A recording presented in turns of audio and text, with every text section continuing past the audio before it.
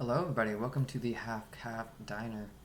So, I had a channel a little while ago called, what was it called again? Into the Hermit, I think it was called.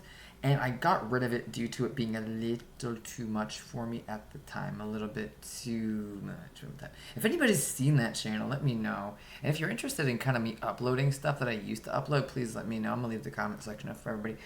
Um, in this video, though, I would like to talk about something that I talked about in some of my previous videos, like I said on that channel before I got rid of it, about adoption. I talk about adoption a lot, as I am an adoptee, and I have family members and people that I know who have experienced adoption as well. So this video, I'd like to talk about investigative questions. I find a lot of people, including people who went through adoptions, can sometimes be a little curious, you know? They want to know stuff about people's backgrounds, you know? Things like that. It's the who, the what, the where, the why, and the how. It's like a normal human curiosity, right? To want to know stuff about someone's background, especially when you first meet them and you're talking to them and they mention adoption and you're like, I want to know about your adoption. I want to say you are adopted. I went through this a few times. So you are adopted. You meet someone who's adopted and you kind of go, I kind of need to know. Like, I need to know about your situation. And it's hard to not jump on it. I find it's hard to not jump on that. To say, I want to know everything about your situation. I'm just completely drawn to you. I just want to pick your brain forever and tell me everything, right? Because it's not always the same.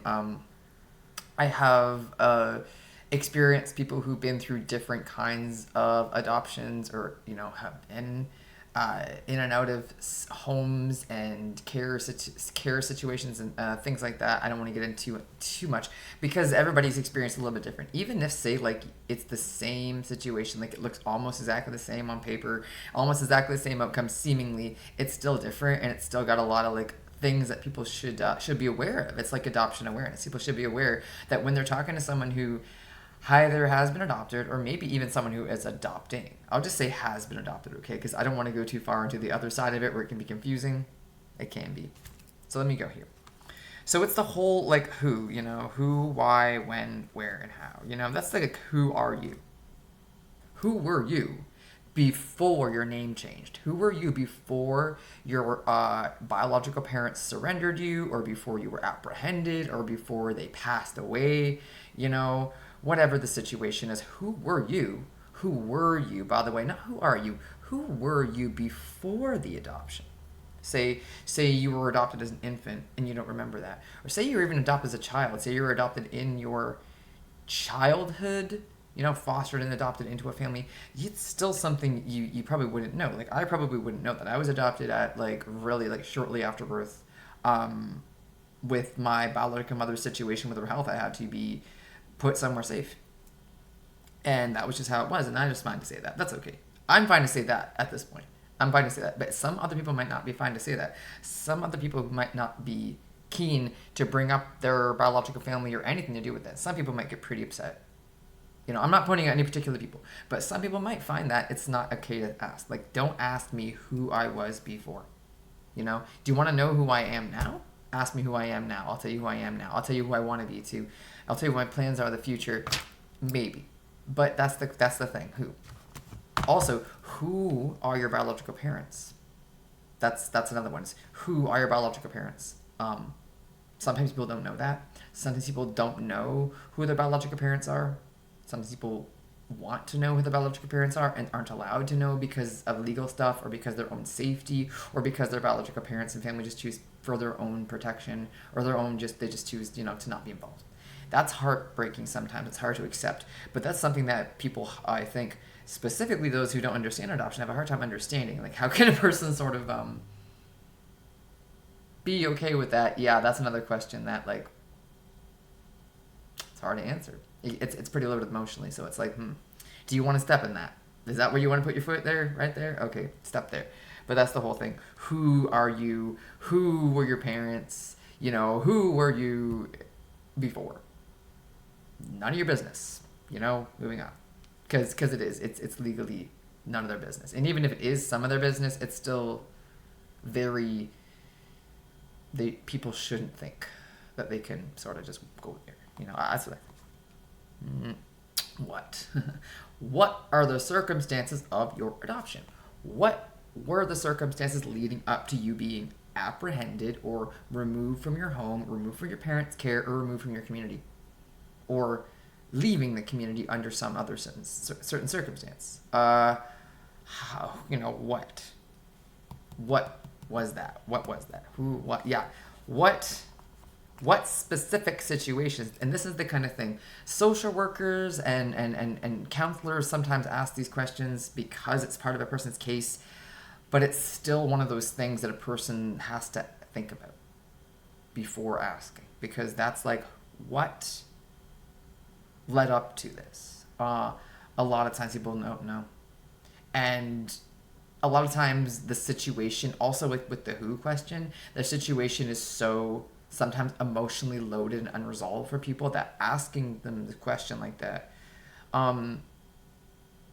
it may lead them to think about things about themselves and about their process that they may have come to acceptance about, that they may not have information about. This is really, really common.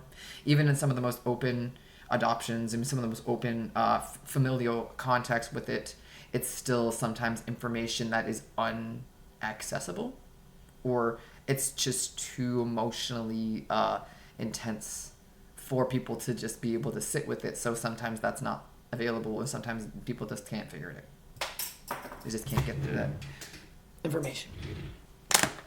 So what were the circumstances leading up to that? What happened?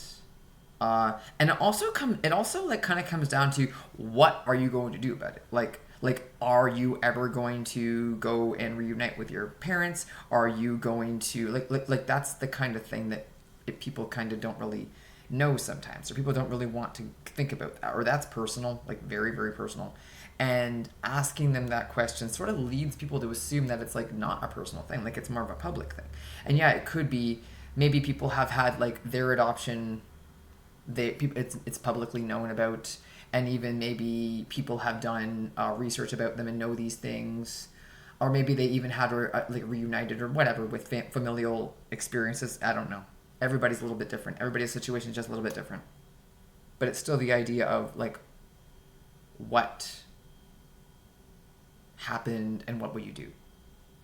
I think it's okay to ask only in certain contexts. Say this is the actual reason why a person's talking to someone, and they know that.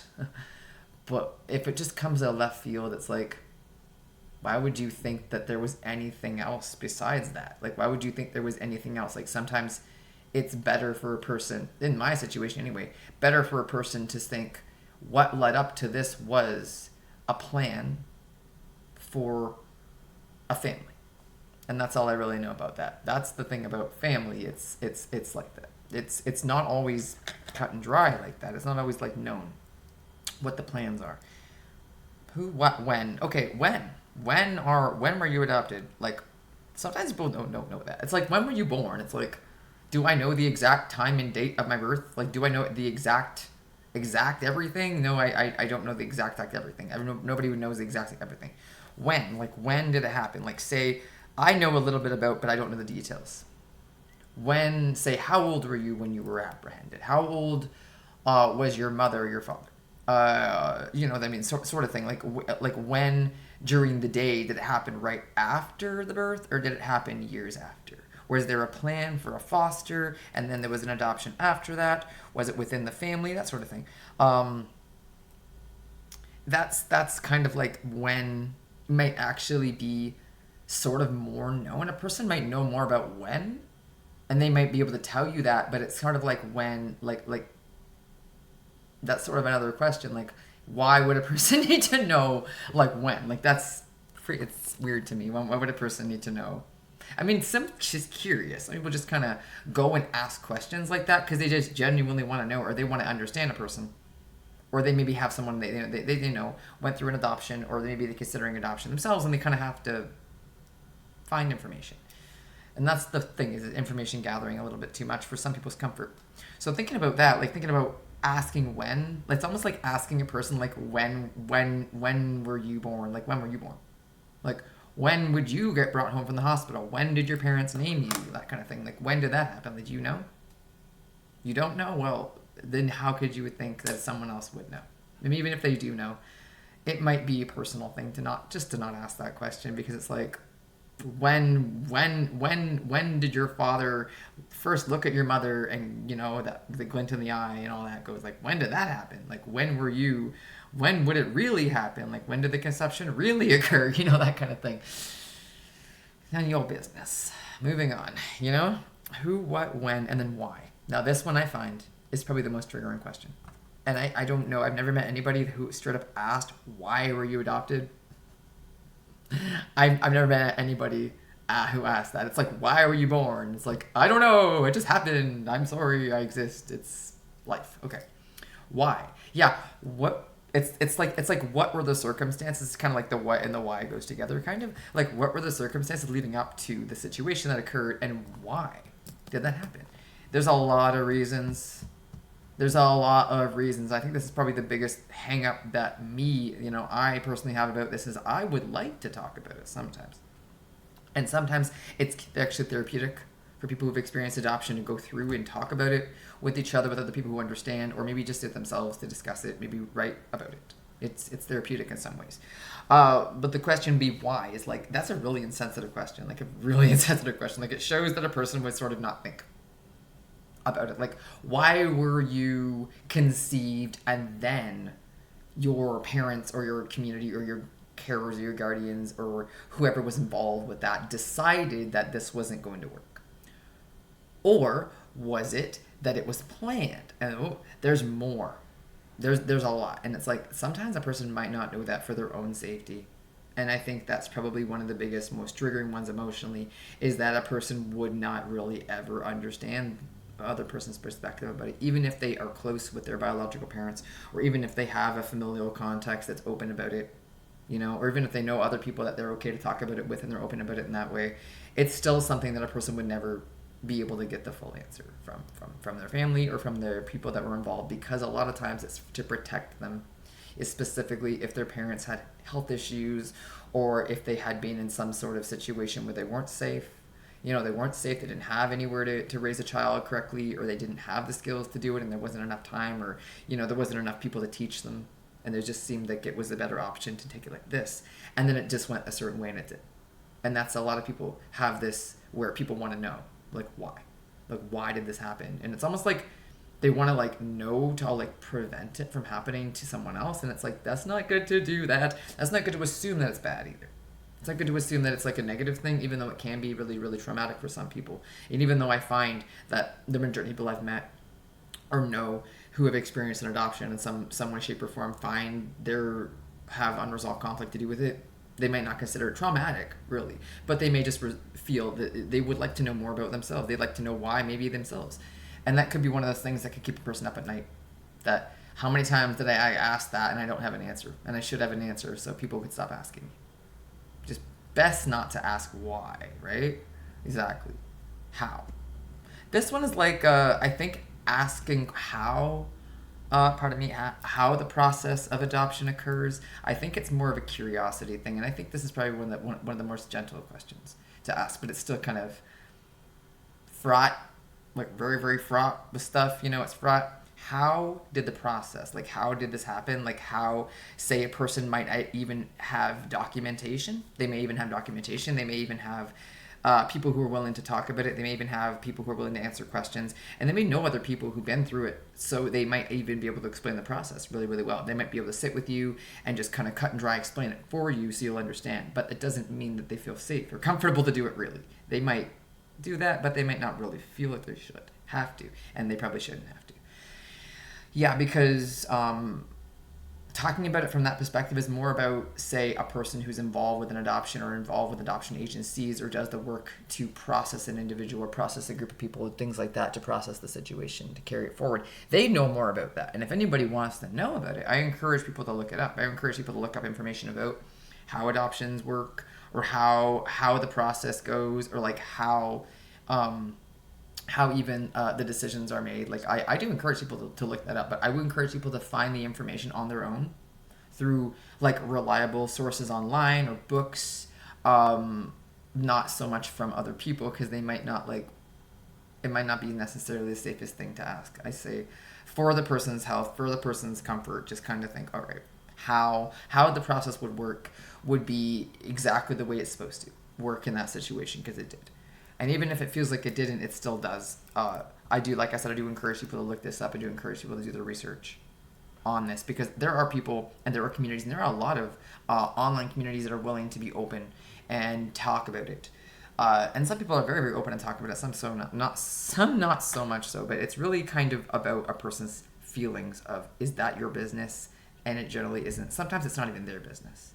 To say that what was set up happened a certain way, it goes a certain way without the control of the person participating in it, it is because they're a child, or because they are, yes, put somewhere for their, for their safety, put somewhere for their care. But that's the question, like, how does the mechanism work?